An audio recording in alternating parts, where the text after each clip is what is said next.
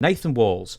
Would Jim Crockett Promotions still be in existence if they would have not moved headquarters to Dallas and gone national? If they had stayed with their regular towns, would they still be here? Well, if they stayed with their regular towns, what they were looking for was to get on national TV and get their exposure up. But would they still be there? No, they wouldn't be there. They just Well, Memphis wasn't. I mean, that ran on a well, shoestring yeah, but budget. Memphis, and you got paid on a shoestring budget. Eventually, they couldn't pay you enough to go on the road. I mean, what, you're going to take your car out there and beat your car up and beat your body up for no money? And nobody's going to do that. So Jim Crockett, he wouldn't still be there.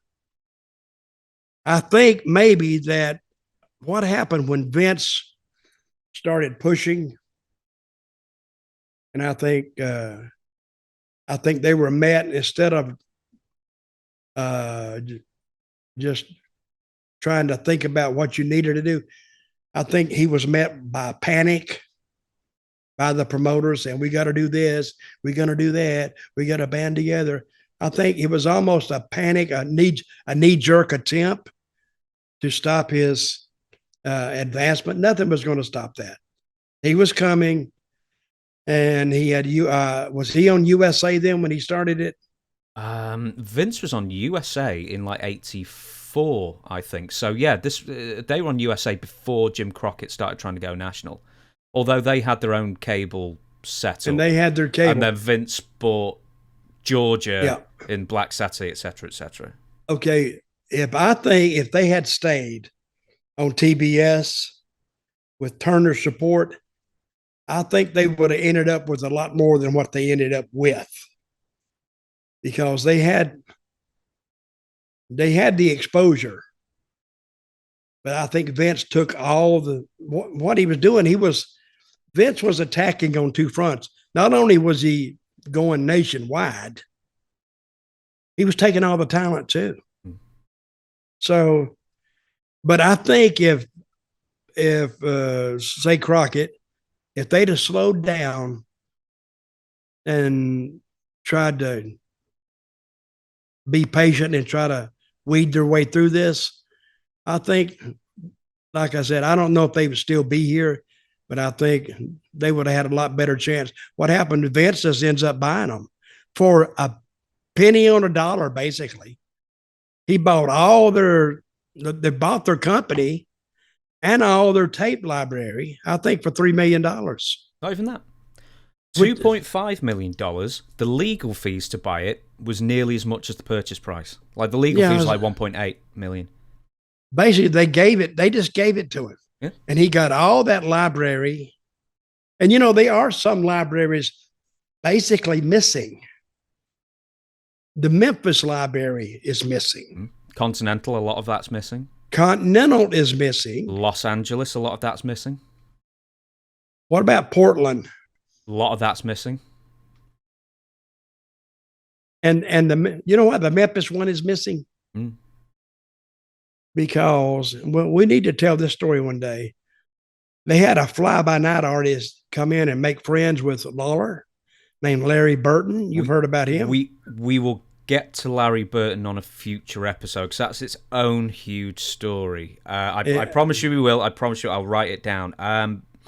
Just before we sign off, I want to just bring up a couple of things with JCP. So, they were selling out arenas. They had big stars. They had their Ric Flairs, their Dusty Rhodes, their Road Warriors, their Magnum TAs at the time, Barry Windham, Four Horsemen. I mean, the Midnight Express, the Rock and Roll Express. There's dozens of stars.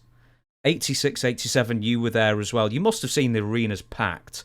And, and it almost seems like an ECW thing. It's like, how can the arenas be packed, yet this company is losing millions of dollars? I don't know. I have no idea. But you see, the money now comes from TV.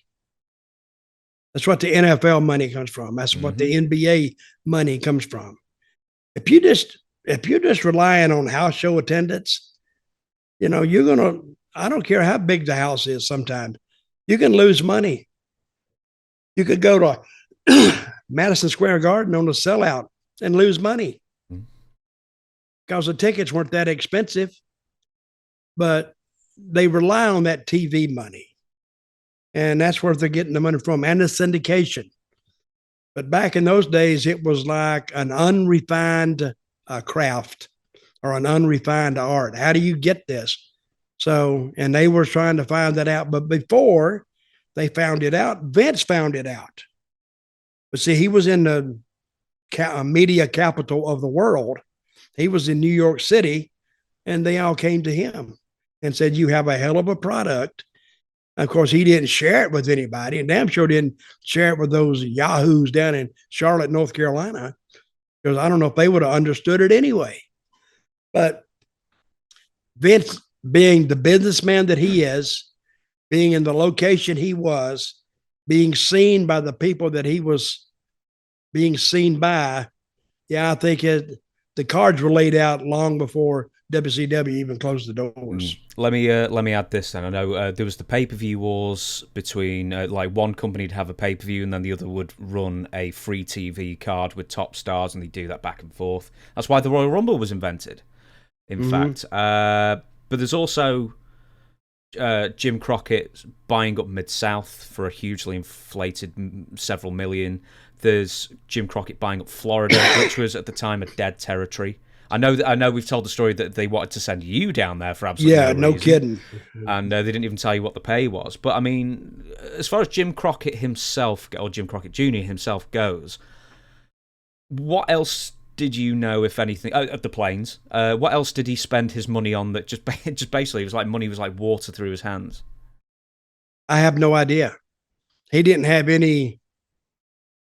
Well, he didn't do drugs. He didn't buy and sell drugs. He didn't do that. So, but I don't know what their problem was. I really don't. Buying Florida was one of the most stupidest ideas I ever heard in my life. Why would you do that? Why wouldn't you just put your own tape in there and have it play on their station? Like you could just booked. That's what I'm saying. An event. And in Mid-South, why not put his tape in there and let it play all over?